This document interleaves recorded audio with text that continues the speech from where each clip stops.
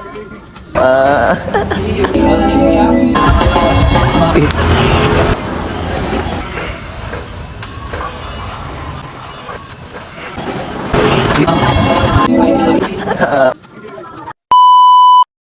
Hello, I am Denise Alia Karil Dilikong, a BS MedTech first year student.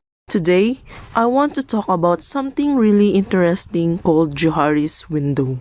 Well, Johari's window, it's a model that helps us understand our self-awareness and relationships with others. Specifically, I'll be exploring 4 areas with Johari's window: the open area, the blind area, the hidden area, and the unknown area.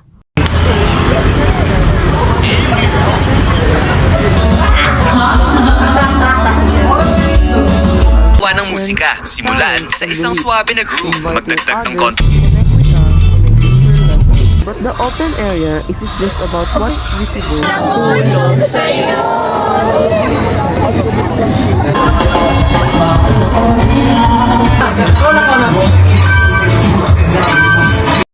The second concept of Johari's window is the blind area.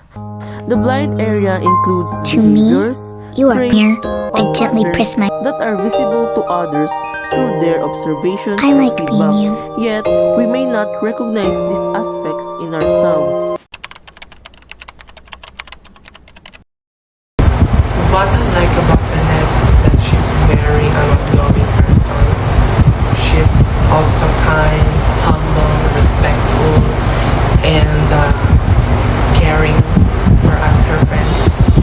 And the most important thing that I notice about her that I like the most is, even though she's very busy, she will always make time for us, her friends.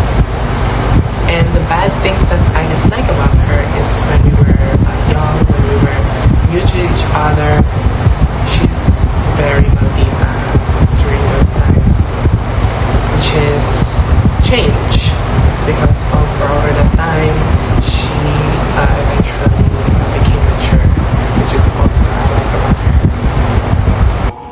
Ang ganahan ako kay Denise kay open-minded siya, tapos nindot siya mindset.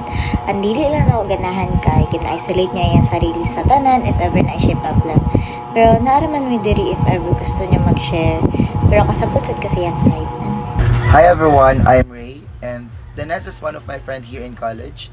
So one thing that I can explain Danes is that Danes is known because of her unwavering care, compassion, and love towards her friend, making all of her friends loved. One word that describes Danes that she don't know yet, I don't know, is she is an impulsive person. She buy a lot of things and buy a lot of foods. So hello, ako day si Francine Gonzalez, igagaw ni Denise Licong. So ako maingon sa attitude ni Denise is, si Denise is a very generous person. Willing siya muhatag anything para lang mapalipay niya iyang friends, iyang family, and iyang loved ones. So si Denise Paday is very malipayon nga tao. Joyful gid kayo siya, especially ug makauban nimo siya. Kanang kung makabanding nimo siya, happy lang kayo mo, sige siya joke, like kanang walay boring sa iyang time, ay walay boring kung makauban nimo si Denise. Then yeah, pero ang bad side ni Denise, yung bad attitude is grabe po siya kaulitan, like dali ra gid siya maulit pag kanang nailay kanang ulit-ulitan nimo siya, masuko dayon siya, di na siya mamansin, then si kanang mutago na dayon siya, nya maabtan mo pagkaugma na dayon, diha na dayon siya mamansin sa imo, depende sa iyang mood if ma-okay na tanan, nga na gid si Denise, like dali ra gid siya masuko. Then napoy times nga influential kay siya nga tao nga ma-influence niya iyang mga kauban sa iyang mga ginabuhat, bisag na times nga mali iyang gibuhat, ma-influence niya iyang kauban. Then mao to. Hi, I'm Belle and I'm one of Dan's friend, and I think I can say na ang isa sa iyang mga good attitude is she's like a one call away type of friend. Like literally na if ever man na na ay mag-share sa amo ang circle na kanang problems nila, kanang miskang kadlawon pa na makita na lang nimo nag-reply na dahil si Dan with her advice and insights about anong situation. Caring kayo siya na pagka-amigo kay tungod pula ng mga na-experience na niya na-experience na mo karon na may mga related na mga bagay-bagay.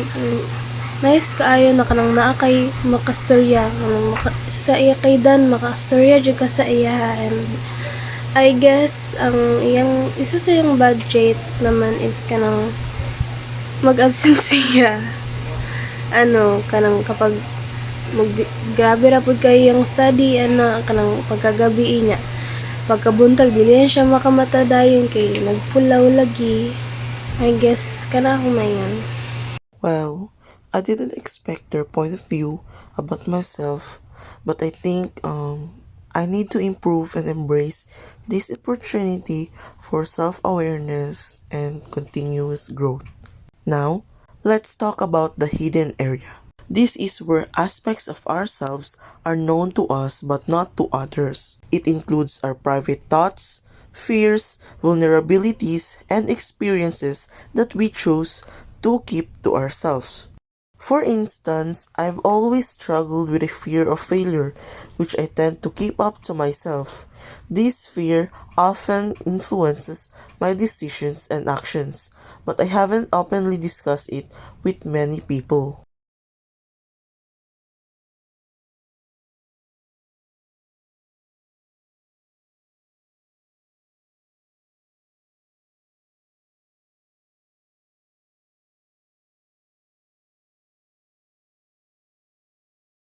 For me, the unknown area has always been about my interest in public speaking. I've often wondered if I have the ability to inspire and motivate others through speeches, but I've never taken the leap to explore this aspect of myself. Understanding and exploring these different areas within Johari's window can be incredibly insightful. It's about embracing our open area, improving our blind area, acknowledging our hidden area, and being open to discovering what lies within our unknown area.